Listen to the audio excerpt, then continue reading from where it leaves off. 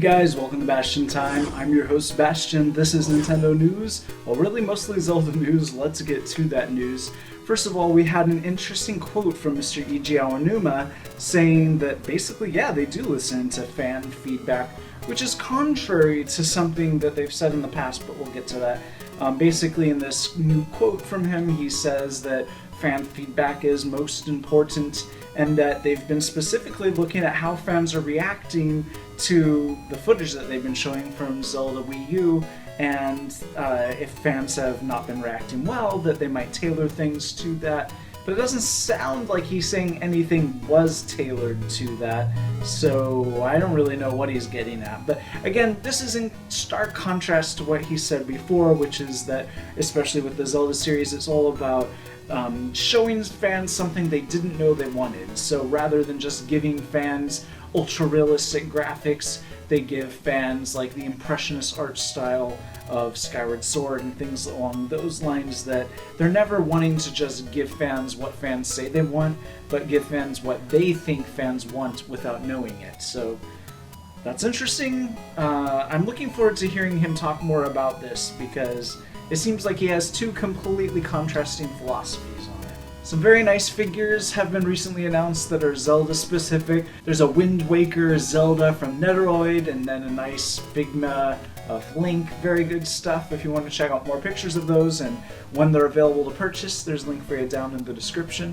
And then a very nice medley of Zelda songs performed by the Swedish Radio Orchestra, or Swedish Radio Symphony.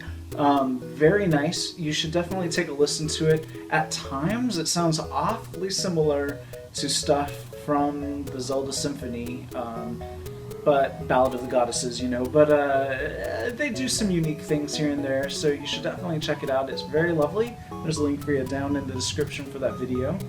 Our next story is about Twilight Princess HD, and about how in the hero mode the world will be mirrored. So similar to how if you play the Wii version and then the GameCube version is the canonical version.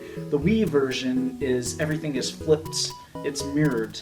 So that's interesting that they're paying kind of homage to the fact that there was this totally other flipped version of Twilight Princess that probably most people are familiar with. Another interesting fact about Hero Mode is that of course damage will be doubled, but then if you use the Ganondorf amiibo, damage will be quadrupled. That's gonna be tough and fun. There's a new Zelda fan album out called NAYRU'S Love, and it is not for free, it is for money, and it's only 4 songs long, and each of those songs isn't particularly long. This is not like an orchestra album where, you know, a symphony might only be 4 tracks, but it's like a half hour. Not the case here. It's just 4 songs of less than 5 minutes each, and I don't know. I'm not going to pay for it. It's basically, if you don't have something nice to say, don't say anything at all. All I'm going to say is I'm not buying it. It'd be one thing if it were free. I might download it and listen to it a few times, but it's not free.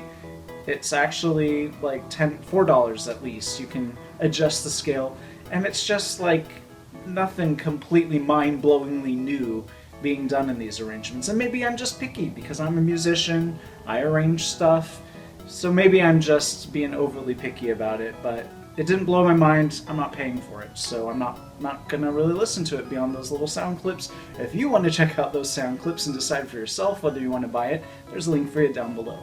Our next story is kind of interesting. Nintendo, I think it was Nintendo, put out a poll asking fans who's the heroine of Twilight Princess, and the obvious answer is, well, Midna, right? Because she's the female hero of Twilight Princess. She helps you accomplish everything right from the start of the game, basically. And then there's, of course, Zelda and various other female characters that are, let's face it, nowhere close to being the hero of the game.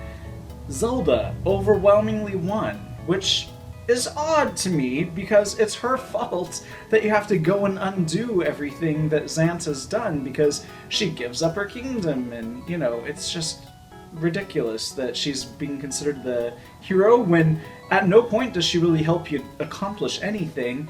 In fact, it's her fault that you have to undo all of the events, and not to mention it, she becomes possessed by Ganon and you actually have to battle her, so Yeah, I don't really think she's the hero of the game. I'm pretty sure it's Midna, but maybe that's me. You let me know down in the comments who you think the hero, the female hero, because we know Link is the hero, right? But who's the heroine of Twilight Princess? Our next story is just something that annoyed me about Kotaku. It's a very lovely piece of fan art, and so I'm not going to rip on the fan art. It takes a scene from A Link to the Past and remakes it in a voxel sort of 3D form. It looks very nice. My issue is that in their article about it, Kotaku apparently has a bunch of kids writing for them because they say that this is from the original Legend of Zelda. You know, the very first Legend of Zelda that came out for the Super Nintendo. There weren't two before that on the regular Nintendo or anything, right? And finally, if you need a Tingle plushie and you've always been wanting a Tingle plushie, but of course there's never been a Tingle plushie, well now there is, and you can buy one. But if you buy one, you're crazy, because who wants a Tingle plushie? I can't imagine that this is going to sell, but it's there, and if you want to buy it, there's a link for you down below. That's it for this week in Zelda news. See you guys tomorrow for some Pokemon news, probably. See you then. Bye.